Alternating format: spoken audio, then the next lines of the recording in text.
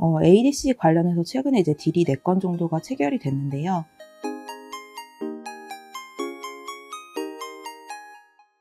네, 안녕하세요. 저 하나금융투자 박재경입니다. 오늘 제약바이오 2분기 프리뷰 그리고 ADC 관련해서 좀 간단하게 말씀을 드려보도록 하겠습니다. 1분기를 먼저 저희가 중간 점검을 해보면 저희가 1분기 수익률이 사실 제약바이오 섹터가 좋지가 않았습니다. 근데 다만 1월에 저희가 급락이 있었고 그 이후에는 오히려 변동성이 완화되는 모습을 확인이 되고 있습니다. 1월에 이제 코스피 의약품 수익률이 마이너스 19.5%, 코스닥 제약이 마이너스 14.7%를 기록하면서 시장을 저희가 크게 하회했는데 2월 이후 변동성이 완화되고 있는 상황이고 2월부터 현재까지 코스피 의약품 12%, 코스닥 제약은 3.4%의 수익률을 기록을 하면서 변동성이 많이 완화된 모습입니다. 주요 R&D 업체들도 2월 이후로 주가가 회복되고 있는 상황이고요. 2월부터 현재까지 수익률 기준으로 했을 때 알테오젠, 네오이뮨텍, 레고캠바이오, 지시셀 등 주요 R&D 업체들 수익률이 괜찮았고요. 저희가 셀트리온 그룹 회계감리 이슈도 주가를 누르는 요인 중 하나였는데 이 부분도 해소가 됐습니다. 증선위에서는 3월 11일자로 회계감리 조치를 의결을 했고 고의가 아닌 과실로 결론이 냈습니다. 이번 이제 회계감리 이슈 내용을 또 자세히 보면 긍정적인 부분이 있는데 처음에 문제 제기가 됐던 셀트리온 헬스케어의 재고자산 재평가에 대한 부분이 빠졌고요. 대신에 사후정산 지급에 대한 내용이 추가가 됐습니다. 그래서 이 부분은 저희가 파트너사 계약이 사후정산 구조로 이루어진다는 점이 셀트리온 헬스케어의 주장이 반영된 결과라고 보시면 될 것 같습니다. 다만 이제 올해 초 이후에 연이어서 섹터 악재가 지금 발생하고 있는 상황인데 최근에 또 녹십자의 IVIG SN이 2월 28일자로 FDA로부터 보완 요청 공문을 수령을 하면서 또 허가가 좀 저희가 늦어지게 됐고 메지온도 3월 21일자로 이제 FDA와의 회의 내용을 공개를 했는데 1차 지표의 통계적 유의성을 충족하지 못한 부분을 좀 지적을 받았고 이제 메지온의 주장은 슈퍼폰탄군을 제외하는 사후 분석을 통해서 이제 승인을 인정받을 수 있을 걸로 기대를 했는데 이런 부분도 조금 인정하지 않는다고 부정적인 결과가 나왔습니다. 그래서 추가적인 임상시험이 지금 현재 필요한 상황이고요. 그래서 지금 현재로서는 약간 돌파구가 될 호재가 조금 약한 상황이라고 보시면 될 것 같습니다. 다만 2분기는 저는 좀 긍정적으로 보고 있고 저희가 2분기에는 AACR과 아스코라는 항암학회를 앞두고 있기 때문입니다. 국내 바이오텍의 대부분의 파이프라인이 항암 파이프라인에 좀 집중이 되고 있고 항암학회는 저희의 좀 큰 이벤트가 되는데 이제 AACR이 저희 4월 8일부터 13일 날 예정이 돼 있고 아스코는 6월 3일부터 7일 날이 예정이 되어 있습니다. 또 특히 이번에는 2년 만에 대면으로 AACR을 진행을 하게 됐습니다. 그래서 지금 AACR에서 발표하는 업체들은 뭐 레고캠바이오, AB온, ABL바이오, 티움바이오 등이 이제 결과 발표를 예정을 하고 있고 다만 AACR은 전부 전임상 데이터이기 때문에 이제 데이터를 통해서 크게 차별화가 되기보다는 섹터 전반에 이제 분위기를 좋게 하는 역할을 좀 해줄 걸로 기대를 하고 있고요.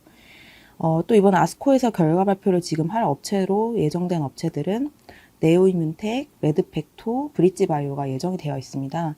그래서 네오이뮨텍 같은 경우에는 이제 티센트릭 병용 피부암 결과가 공개될 걸로 기대가 되고 있고 레드팩토는 이제 폴폭스라는 항암 화학요법과의 병용으로 췌장암 일상 진행하고 있는 건을 발표할 걸로 예상이 됩니다. 그리고 브릿지바이오 같은 경우에는 이제 C797S 3종 돌연변이 EGFR 비소세포 폐암 파이프라인인 BBT176 결과를 발표할 예정이고요.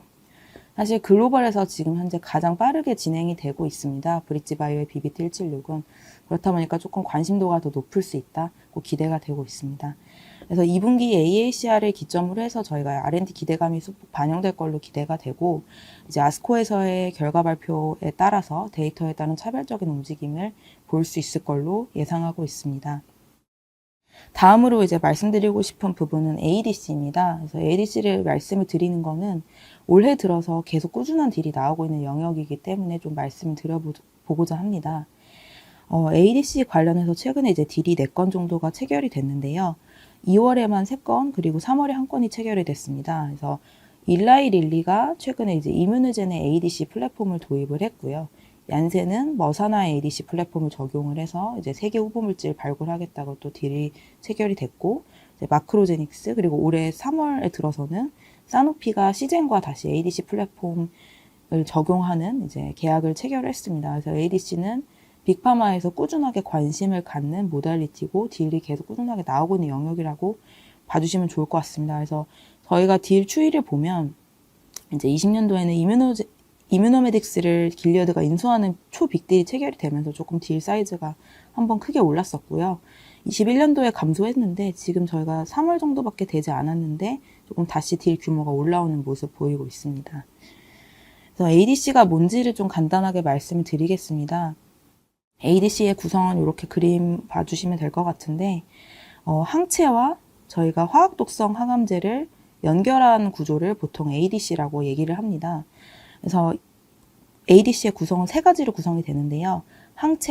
이 항체와 톡신을 연결하는 링커, 그리고 이 톡신을 저희가 페이로드라고 보통 얘기를 합니다. 그래서 이 페이로드로 구성이 되어 있고, 저희가 이렇게 구성을 하는 이유는 이 톡신, 화학독성 항암제의 경우에는 사실 고형암에 굉장히 잘 듣고 효과가 좋은데 단점이 부작용입니다. 그래서 부작용이 발생하는 이유는 이제 화학독성 항암제는 선택성이 약하기 때문입니다. 세포 분열을 억제하는 기전으로 작용을 하는데 그렇다 보니까 정상 세포 중에서도 좀 분열이 빠른 세포에도 작용을 하게 됩니다. 그래서 부작용 이슈가 큽니다. 머리가 빠진다든지 저희가 백혈구가 감소한다든지 이런 부작용이 톡신으로 인해 나타나게 되고, 그래서 이러한 부작용을 줄이기 위해서 암의 선택성을 가질 수 있는 항체와 이제 톡신을 연결을 해서 이제 그쪽으로 약간 톡신을 배달해주는 역할을 하는 플랫폼이라고 생각해 주시면 될 것 같습니다. 그래서 이제 ADC 관련해서 간단하게 말씀을 드렸고, ADC가 이제 빅파마에서 꾸준하게 관심을 받고 있는 이유는 좀 많이 성숙한 플랫폼이기 때문입니다. 그래서 활발하게 승인이 이루어지고 있는 영역입니다. ADC는. 그래서 지금까지 이제 승인받은 ADC들이 이렇게 있는데, 저희가 보시면은 최초의 ADC는 사실 2000년도에 승인을 받았습니다. 그래서 꽤나 오래된 기술인데 2000년도에 승인받은 화이자의 밀루타그가 독성 이슈 때문에 사실 허가가 취소가 됐다가 지금 2017년에 재승인이 됐습니다. 그래서 보시면 2000년에 승인받고 2011년, 13년 이렇게 조금 띄엄띄엄 승인이 이루어지다가 저희가 2019년부터 이제 ADC들이 연달아서 승인이 많이 이루어지고 있는 상황입니다. 그래서 이렇게 된 이유는 이제 저희가 이런 화이자의 밀루타그 같은 1세대 ADC들이 독성 이슈가 있었는데 그 부분을 이제 해결한 차세대 ADC들이 계속 개발이 되면서 19년도 이후로 활발하게 승인이 되고 있는 모습이라고 봐주시면 좋을 것 같습니다. 그래서 ADC 관련해서 좀 간단하게 말씀을 드렸고요. 이제 관심 종목을 말씀을 드리겠습니다. 일단 탑픽은 삼성바이오로직스고요. 삼성바이오로직스는 지금 증설을 앞두고 있습니다. 그래서 2분기 중으로 제2바이오캠퍼스 부지를 확보를 하고 22년 중으로 6공장을 착공할 계획에 있고요. 그래서 이 6공장은 아직 구체적인 건 공개가 되지 않았지만 대규모 항체 공장이라고 봐주시면 될 것 같습니다. 그래서 뭐 3공장 정도 되는 규모의 대규모 항체 공장이 될 걸로 지금 기대를 하고 있고요. 그리고 또 1월 28일자로 바이오젠의 삼성 에피스 지분 전량 양수 결정을 했습니다. 그래서 이 부분은 4월 30일자로 완료가 돼서 2분기부터는 연결 실적으로 반영이 될 예정이고요. 저는 에피스 양수 결정에 대해서는 긍정적으로 생각하고 있고, 사실 지금까지 바이오젠과 조인트 벤처로 사업을 진행을 하다 보니까 의사결정이 많이 느렸던 부분들이 있는데 이런 거 이제 신속하게 조금 의사결정을 할 수 있을 걸로 기대가 되고, 이제 바이오 시밀러뿐 아니라 신약 개발까지 이제 신사업을 빠른 추진을 가능해진 부분을 긍정적이라고 생각하고 있습니다. 그래서 올해 22년 매출액은 이제 이거는 에피스 연결을 반영하지 않은 숫자라고 봐주시면 될 것 같고 1조 한 9천억 원 정도, 영업이익은 6천억 원 정도로 전망하면서 올해도 꾸준한 성장을 보여줄 걸로 예상이 됩니다. 그 외에 또 최근에 관심 종목 추가한 걸로 SK바이오팜이 있습니다. 그래서 SK바이오팜은 사실 올해도 실적은 적자입니다. 그래서 2,400억 원, 저는 영업이익은 마이너스 800억 원 정도 전망을 하는데 그럼에도 불구하고 제가 좋게 보는 부분은 사실 SK바이오팜이 연간 1,200억 수준의 경상 개발비를 사용을 하고 있습니다. 그래서 그걸 제외한다면 사실 올해부터도 흑자로 돌아서기 시작하는 구조로 돌아섰다고 봐주시면 될 것 같고 23년 하반기부터 이제 신약으로 돈을 벌기 시작하는 첫 국내 기업이 될 전망입니다. 그래서 엑스코프리는 워낙 임상 데이터가 좋습니다. 그래서 유효성에서 강점이 분명하고 작년에 이제 800억 원 정도 매출을 기록을 했고 이제 올해는 한 1,500억 원에서 600억 원 정도 매출을 기록할 걸로 전망을 하고 있습니다. 사실 엑스코프리 관련해서 많은 우려감들이 계신데 엑스코프리가 바로 블록버스터가 될 걸로 기대하는 것은 사실 합리적인 가정은 아닙니다. 간질약이라는 거는 시장 침투가 굉장히 늦게 천천히 일어나는 질환이기 때문에 지금 되게 굉장히 경쟁력 대비해서 뭐 좋은 속도로 잘 점유율 확대해 나가고 있고 이제 꾸준히 그냥 매출 올라갈 걸로 보고 있습니다. 그리고 차기 파이프라인이 이제 카리스바메이트가 있는데 카리스바메이트는 이제 희귀 소화 내전증인 레녹스 가스토 신드롬 적응증으로 개발하고 있고요.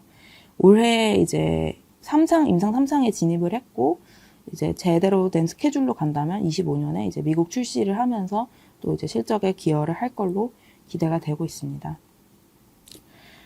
그다음 레고캠바이오 이제 말씀을 드리려고 하는데요. 이제 레고캠바이오는 잘 아시는 ADC 개발 회사라고 봐주시면 될 것 같고, 레고캠바이오의 라이센스 아웃 내역을 보시면 2015년부터 꾸준하게 지금까지 ADC 관련해서 딜을 해오고 있는 업체입니다. 특히 2020년 이후로 나오는 속도가 정말 빨라지고 있습니다. 그래서 잘 하고 있는 업체라고 봐주시면 될 것 같고, 지금 다수의 ADC 플랫폼과 파이프라인 기술 이전을 진행하면서 좀 기술력을 입증한 업체라고 저희가 볼 수가 있고, 복성제약의 기술 이전을, 맨 처음에 복성제약 기술 이전했던 허투 ADC가 이제 임상 1상이 지금 마무리 단계입니다. 그래서 올해 하반기에 임상 결과를 발표할 걸로 기대가 되고, 이 결과 발표는 이 파이프라인의 가치만을 올리는 게 아니라 동사 ADC 기술에 대한 좀 개념을 입증하는 결과라는 측면에서 의미가 크다고 봐주시면 될 것 같습니다. 그래서 지금 복성제약에서는 임상 2상을 벌써 승인을 받은 상태고요. 그래서 폐암과 대장암은 중국 2상을 승인을 받았고, 이외에도 한 3개 정도 적응증을 추가하는 방향으로 총 5개 임상 2상을 진행하려고 계획을 하고 있는 상황입니다. 잘 진행되고 있다고 봐주시면 될 것 같고요. 이제 레고캠바이오의 다음 과제는 기술 이전뿐 아니라 자체 파이프라인의 임상을 진행하는 것에 있고, 지금 허투 ADC는 글로벌 임상 1상을 이제 자체적으로 올해 안에 21년 상반기에 IND를 신청할 예정이고, 그 외에도 지금 자체 발굴 진행하고 있는 트롭2 ADC 파이프라인을 이제 올해 올해 내에 임상 IND 신청을 하는 것이 목표입니다. 그래서 자체 파이프라인 진행도 좀 순조롭게 되고 있다고 봐주시면 될 것 같습니다. 네, 저는 여기까지 말씀드리도록 하겠습니다.